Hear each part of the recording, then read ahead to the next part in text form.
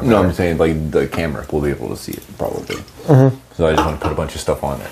Oh, I got it. It's just so it looks like we thought more through all of this. It's like, oh, they have clearly lots of talking crazy. points. They got notes. They're so prepared.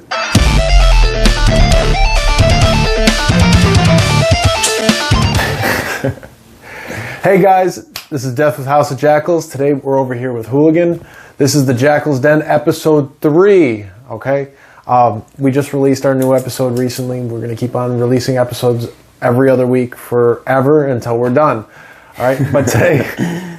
Until we run out of things to talk about. Yeah, until we run out of things to talk about with you guys.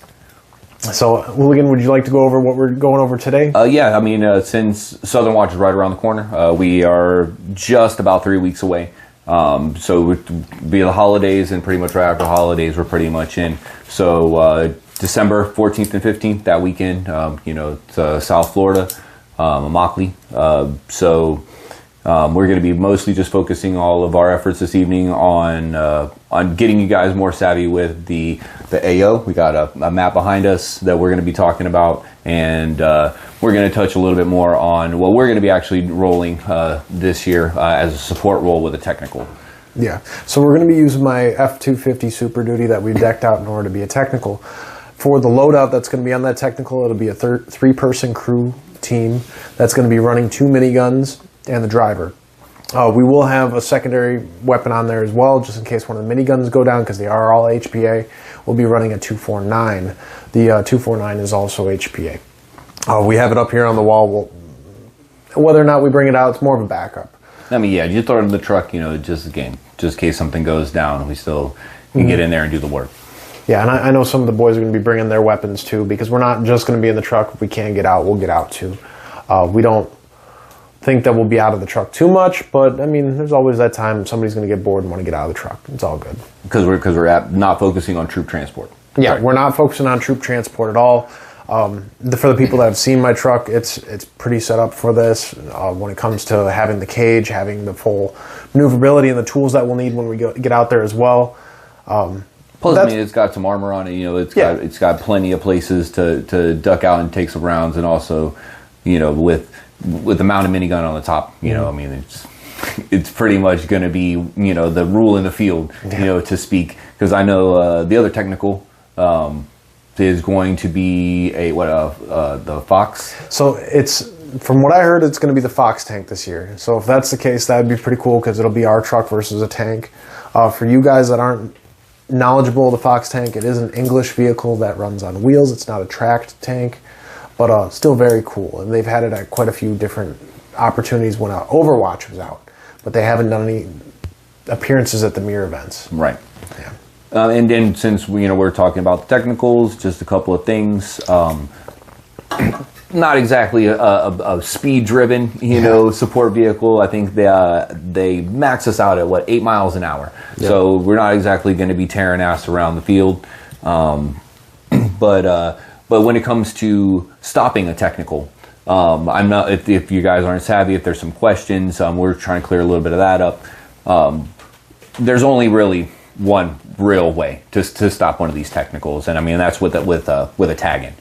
We were not really sure where they're landing on the grenades. If a random hand thrown grenade will actually be able to stop one of the technicals. I didn't see anything about pyro other than tag-ins taking out technicals for this event. There is pyro that will take out technicals at other events too, like TCA. TCA will do hand grenades. Lion Claws, I believe, only does tag-ins like what we have here. Most of what we expect to be going against will be like these, the tag-in chalk rounds, which are the tag-in fates. But I mean, we could have something as crazy as this, like people shooting archangels. Yeah. So explosive rounds are explosive rounds. I mean, I can't say one or the other because I'm going to probably get shot out by both. But it's playing with the technical. Big target out there, man. Yeah, we got to play it in the sensation of not trying to get hit too. So, I mean, our team purposely goes after technicals at bigger events. So I know there's going to be teams like that out there too. Oh yeah, just hunting the technical, man. Yeah. Just poke out of a doorway and try to get one of the handheld launchers over there, 40 mic. Yeah, you get something like that. Smoke somebody out the back. So, I mean, that's one of my favorite things to do at events. So I guarantee there's going to be somebody out there that's going to be trying that stuff. Same exact tactic as well. Absolutely, absolutely. As far as, and just to clarify, if they do get hit with any of the technicals get taken down with a tag in, it's single hit respawn. These guys are turning around and they're going back to spawn. So now, give or take, it's 8 miles per hour or whatever. Slowly get there. Slowly get back over there. So you could just you could hide behind one of these if you could jog 8 miles an hour back to spawn. Pretty much. And I mean, for the future, we would like to we already have the rocker panels on the side, or what are they? The Nerf bars. Right. So eventually we'll be able to have people just grab onto the side of the truck and we can drive a small group of people back. At 8 miles an hour. We have not done that for this event. So, I mean, they're on there, but I don't have any handles to hold on. So unless you guys just want to free float on there, yeah, I don't think that's really going to matter. It's dangerous events, man. But so it makes them fun. Exactly. And when we do get taken out, we actually have to replace our flag on it because the technicals have to have some type of flag. And just like a kill rag, you'd be using a red flag. So you're going to see the technicals when they are hit and they are moving around on the field. They are going to be flying a big giant red flag on them if they are down. So don't waste any more ammo, time, or effort on them if they're just rolling back to spawn. And specifically, we have an intercom too. So if we do get hit and we know we got hit, we'll call it over the intercom. So we have one out of a police car, so we'll just reach out on the intercom, hey, nice shot, you got us, and then we'll put up the flag. So it kind of keeps us from getting riddled too, especially if the machine gunner is getting shot up or anything like that. Well, yeah, I mean, plus, and being again, nobody wants to just waste a bunch of time and effort, hunting down, something that is already dead. Yeah, I mean, I can tell you right now, we're guaranteed we're going to call our hits. So, for sure. I don't want my truck getting shot any more than it needs to be. It's going to go home with a dent in it. Yeah. I can almost guarantee. So after this, I'm actually getting the truck rhino lined, the whole thing rhino lined. Nice. So that'll be happening after, but I'm not going to do it as of right now. Mostly because it's not worth it. I'm getting it rhino lined after this. So I don't really care too much of what happens, but it is what it is. All right. I guess let's segue into the AO a little bit more if you guys aren't very familiar. Southern Watch has been around for a few years now. Mm-hmm. A lot of us have been there and played at this field before. It's some people that haven't. This is an old prison. It was a women's prison, right? Yep, it was a women's prison. And then it was turned into the Altair Apex training facility, and it's been a training facility where they do everything from breaching, vehicle tactics, and all kinds of other stuff. To force-on-force sim rounds. I mean, they do everything here. So they had, this was last year's map. We haven't got an updated map. They haven't told us which side of the field we're on. Last year they had tan faction on the northeast corner, green faction was on the southwest corner.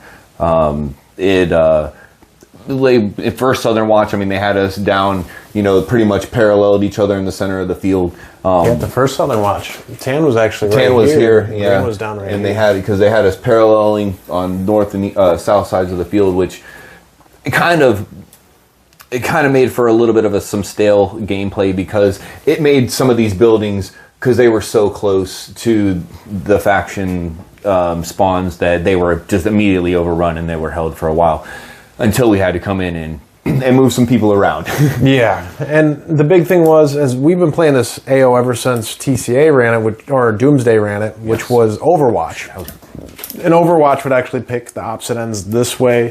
They would pick this way. I mean, they always swap sides, but this was the first year that we were able to play the corners.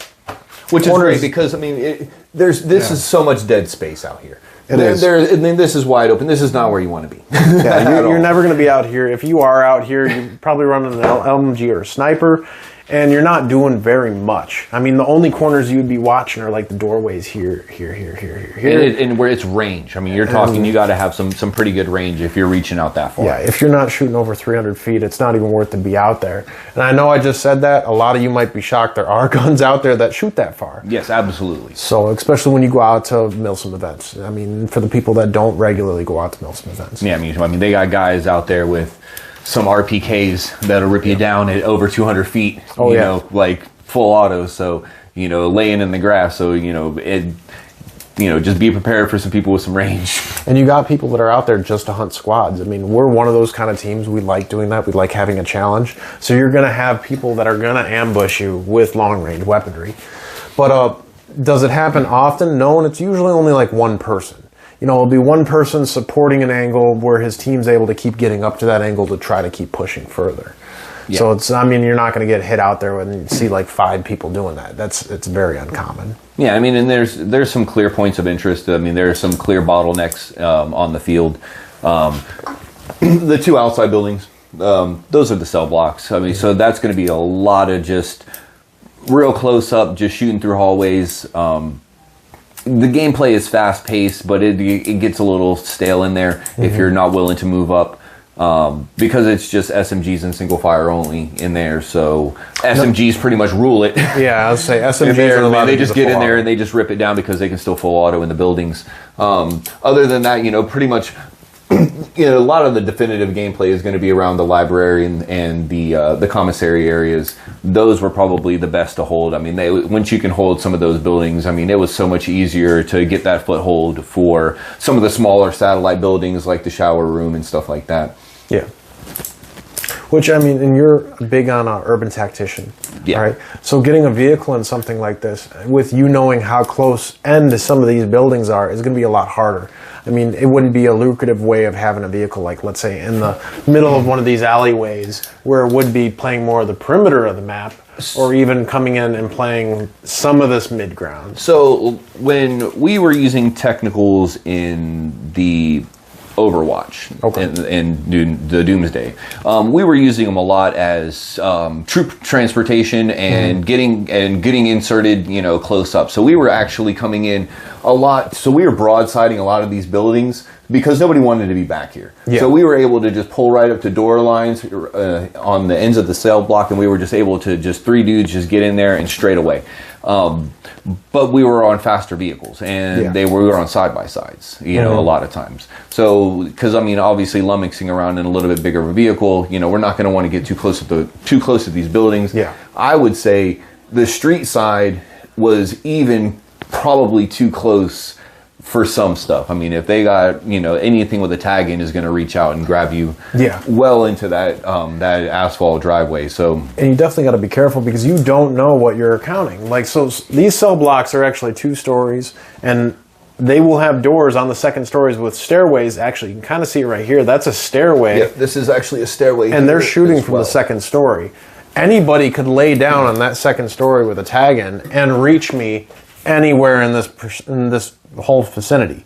I mean, there's that much of a range, especially when these are shooting 150, 100 yards. I mean, and you just got to lob it. It's not like it needs to be like a direct, you know, point and aim shot. I mean, I've seen these. They could easily hit us at 100 yards. Easily. Yeah. I mean, I've seen dudes lob these things all the way across small fields. Yeah. So they have a ton of range, an absolute ton of range. And to be realistic, it's not hard to shoot at 100 yards with one of these. Oh, and hit something that is as big as an F250. Especially saying we're only going 8 miles an hour. So, I mean, and I don't have a small F250. I have a full size with an extended. So, I mean, it's not going to be hard to hit. If they wanted to broadside us, they're going to broadside us.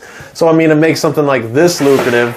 I mean, these miniguns, they're not accurate by any means, but they put a lot of shots down range. It's mostly just about getting people's heads down, honestly. I feel like it's just for getting a troop moved up. I mean, if you can put enough rounds on target, it'll just keep people out of the doors and windows just long enough to move a small squad up. Yeah. I mean, I don't know that anybody's going to just, I mean, you might get lucky and be able to rain down on a whole nice little squad of people from the back and just mow them down. But I'm hoping we get that, all right? I hope our gunner gets a little bit of We're going to have some cameras mounted on top of the actual truck. We're going to have truck mounted cameras as well as the cameras mounted on the troops. So the gunner's going to have a 360 cam, so that'll be cool because he'll be able to see everything around him at any given time. So even if he's getting shot, we'll be able to see it on camera. We'll be able to see what he's shooting at, what the surrounding area of what he's shooting at.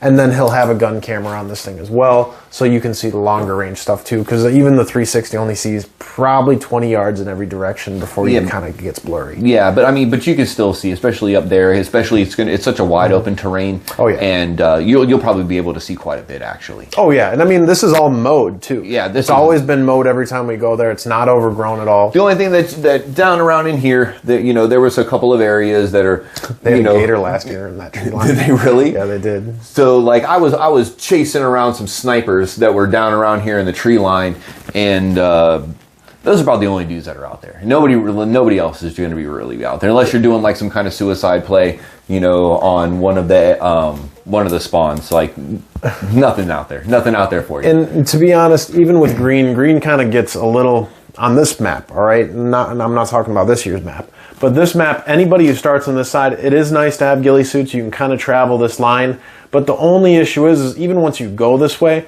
that building's cut off, that building's off limits, that building's off limits. So you can't, one, you don't have any players in there, and two, the only thing you can play is the outside of those buildings. So you really have this no man's land right here where you can't go anywhere if you have a ghillie suit, other than looking like a giant walking bush.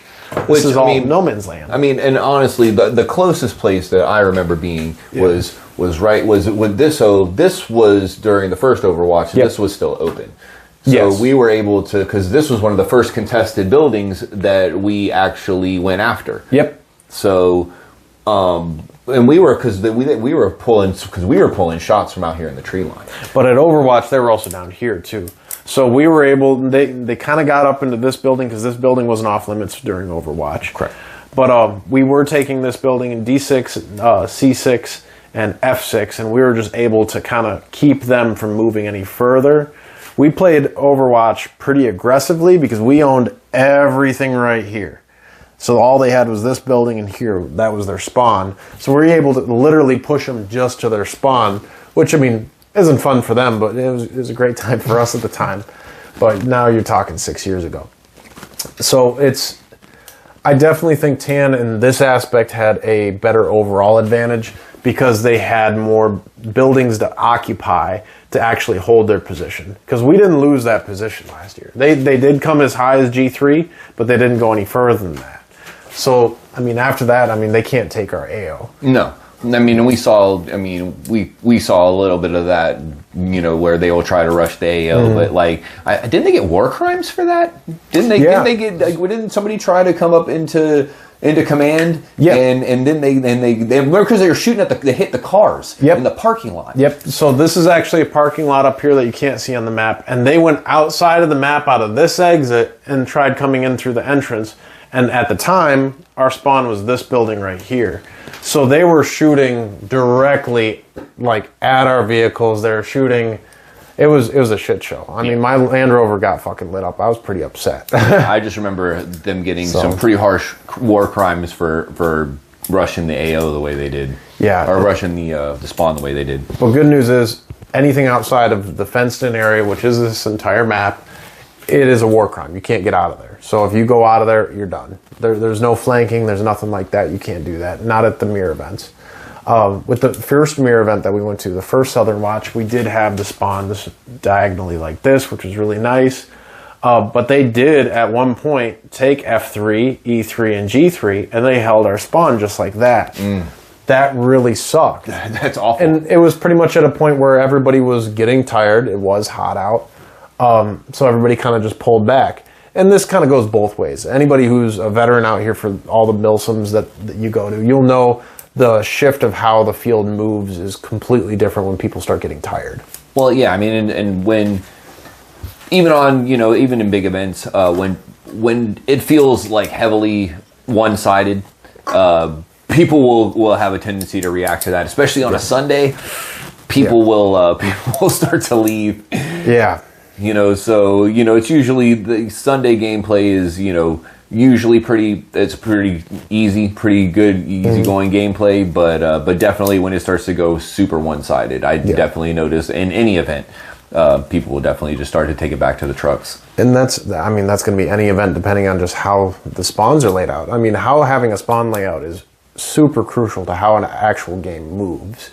I actually liked having the diagonal spawns like this because it worked. Well, and you're not close enough. You can't get in a building close enough to where you can hold the spawn. Yeah. Because that building that's there in E2, that was like 15 feet from us. And then like some of those buildings, I mean, they were less than 100 feet. So like once they were in those buildings, and those were all open buildings because that was where the officers' dorms and stuff were. Yep.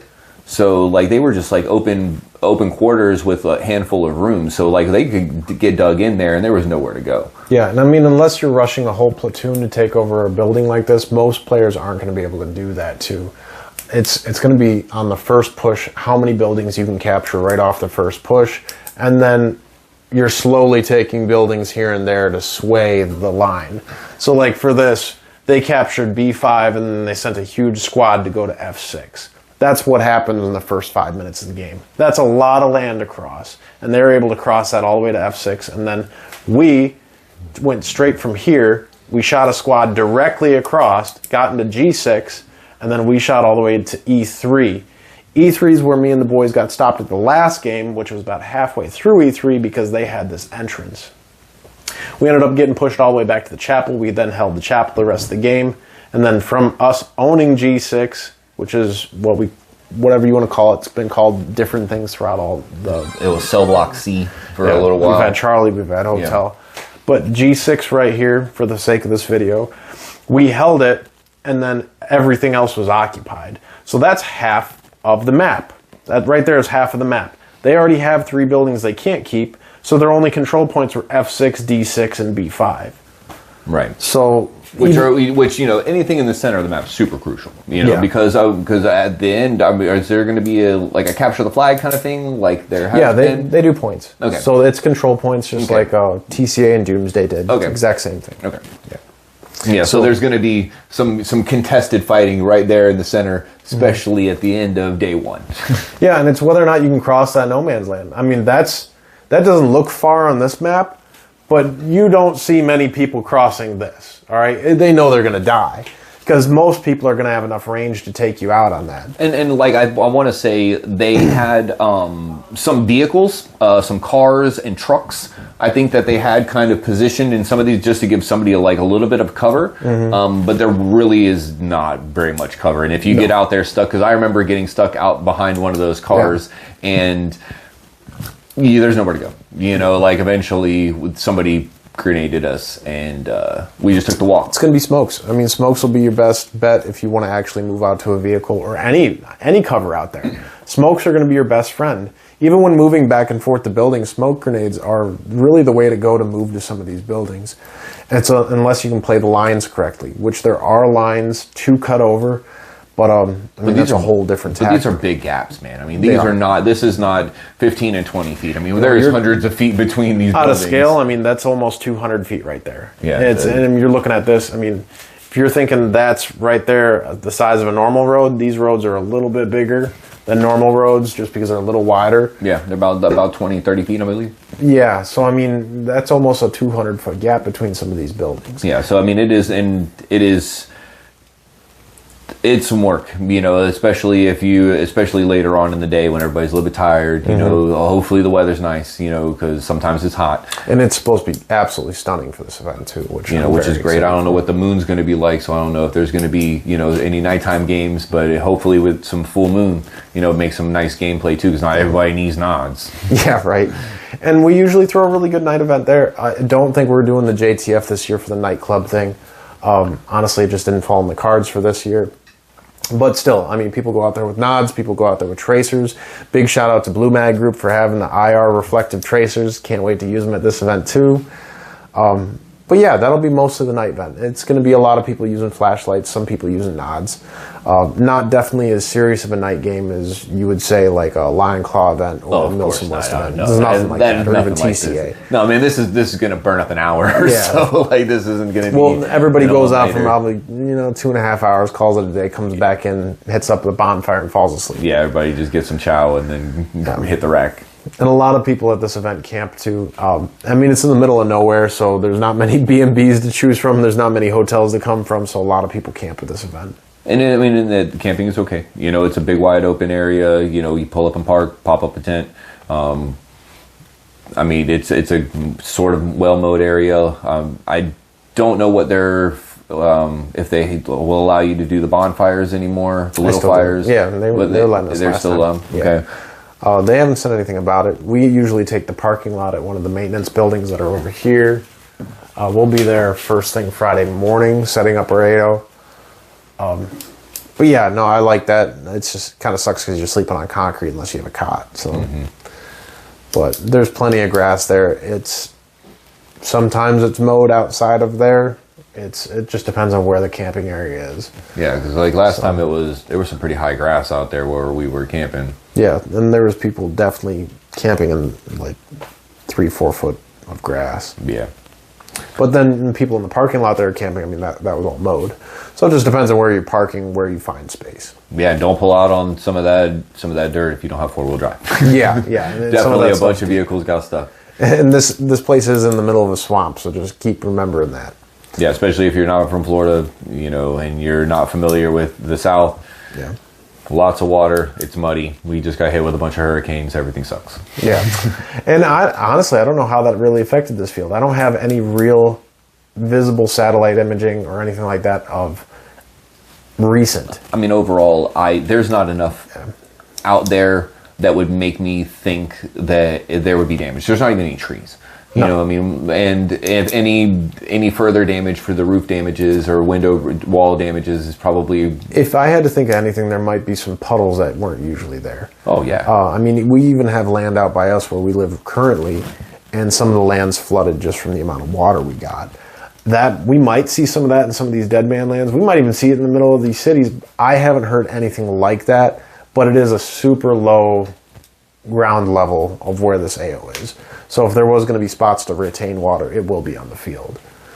So, but again, haven't heard anything like that. And I don't have anything new, but that would be something you might want to plan for. Yeah, just be considerate. Waterproof your boots before you head out. Yeah. Just make sure that you're, the weather should be nice, but, we've had standing water in places for weeks and weeks now. So, yeah. So just, waterproof those boots, tie them tight. Yeah, I even got some recovery boards for my truck just in case. Yeah, good play. It might actually happen. So, I mean, if it happens, it happens. So to do a little bit of shout outs from some of the people that have reached out over our last couple videos. Again, this is episode 3. We've been getting comments from some of our normal fans and some of our past fans as well. So we have the A-Steer 24 up here. Good to see y'all kicking it and excited for y'all. Honestly, thank you so much for the support. I appreciate any comment that you have on that. We're trying our best. We're trying to make more content for you guys, especially saying that we've really only been hitting MILSIMs. We haven't been hitting much more than that. So we haven't been going out really for walk-on games or anything like that. We've been going for more like quality content. But yeah, I mean, and it's, you don't want to just throw out a bunch of stuff, I mean, everybody can just throw out gameplay, and we've all seen plenty of that. Everybody can go to the local walk-on field, and everybody can spend a few hours editing their gameplay and throw that up on the YouTubes. That's awesome. We would like to give you guys a little bit more than that. Be a little bit more informative, especially with some of our local events and the stuff that we deal with, and the companies like Mere Tactical and things that we are constantly in communication with. We want to bring some light to those guys and to the teams and stuff that are more in our region. Just outside of just your regular gameplay. We've always been real community based, especially with the companies and MILSIM companies and teammate companies that are out there. So we like giving out any type of reach outs we can. Oh, and thank you, XFOG.